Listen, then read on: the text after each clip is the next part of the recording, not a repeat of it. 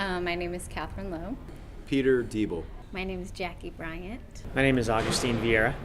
I teach high school English. I teach mathematics. I teach at San Pedro High School English. I am a teacher, third grade teacher. I teach because I love being around students who are just in the process of becoming themselves and understanding the world around them, and I want to be a part of that process. I think my initial attraction to teaching was based on the joy I found in learning and wanting to pass that on and for others to experience that. I love doing it. I mean, I wanted a job that had a little bit more diversity. There's, an ability to be creative, to work with people. I love my content area. I love literature. So that was a job that sort of encompassed all of those things. There's a lot to be discovered, and I'd like my students to join in that discovery. My favorite part about this model of teaching is that it places specific language to what I've been trying to do my entire career, all 9 years of my entire career. And I think part of what the intellectual virtues seminars allowed me to do is to give language to things that I've already been wanting to see in my students, but I didn't know what to call them. And I didn't know what they were, but I knew that I wanted them. For me, I think what is so appealing about it is that it connects so many of the discrete techniques that I've been taught over the years. The value isn't so much in can you graph a parabola when you get into the real world or into some job, but have you learned to think about problems and problem solving and learn to appreciate shapes and the way they present themselves in nature, and to think well and to want to learn about these things. And so the intellectual virtues approach for me, it caused me to realize, no, there is value what I'm doing, but it's not so much in the skills that I teach and they forget. It's in this bigger idea of kids learning to think well. So the intellectual virtues is a way of, for me, connecting all these different techniques to a larger meaning or purpose, which is to develop students as thinkers. And this model really allows for children to feel success or recognize success in a way that is countercultural, because at this point in education we are measuring success based on a standardized test, and this doesn't do that.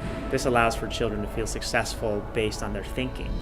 I mean, for me, the transcendent moments have been when a student asks a question that demonstrates the intellectual virtues. I've had a lot of moments like that.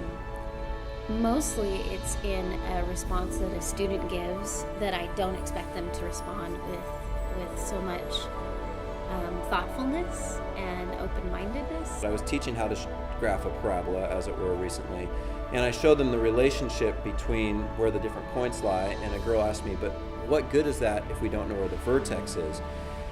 The value of that question is that I was getting ready to show them how to find the vertex, and so it showed that she was engaged. She wanted to find out more, so there was that curiosity there, and then she was taking that initiative to find out, well, how is this supposed to help us and where are we going?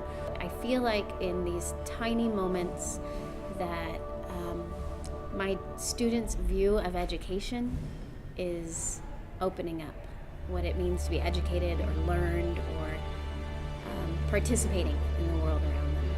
So it's a different way of looking at learning, and it's ultimately much more rewarding.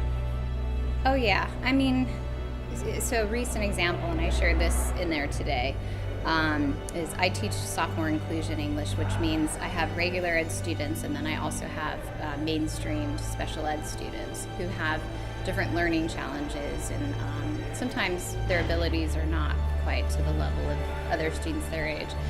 So we were reading some literature, and before we started the discussion on one particular day, I asked the students, why are we doing this? After a number of different answers that were kind of the stock answers, so we can develop skills, so we can do better on the test, so we can be better writers and readers and so on. There was a silence, and then one of my RSP students who really struggles in the class to some degree, she raised her hand and she said, we read so we feel less alone.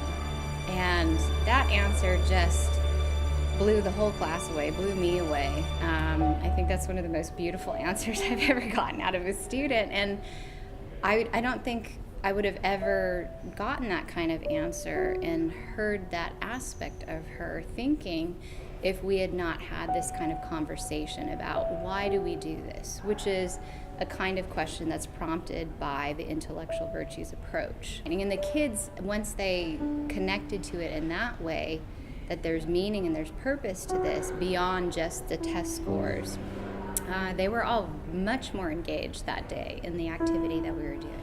So. I just wish it becomes the norm versus what we're doing now. What we're doing now is not really teaching; it's really counting numbers, gathering data. Trying to mold a child into a specific number, I guess, and really it's draining and sucking the life out of teaching and the creativity out of the craft. And this gives us a little bit of a reprieve from that. I have a renewed appreciation and joy for education that's been largely formed by what we've done here with Intellectual Virtues. It's been a really wonderful experience. It's just helped provoke so many ideas for me in my own teaching and really refresh me. And as a teacher who's been at this now, this is my 17th year, so I'm hitting a point where it's easy to get burned out. So this has really refreshed my own thinking about teaching, and I'm really inspired by all the people I'm working with, and it's given me a lot of neat ideas to take back to the classroom and pass on to my students. So, yeah. I'm kind of addicted to it now. I feel like I just need more. I need to constantly have these conversations with the professionals around me.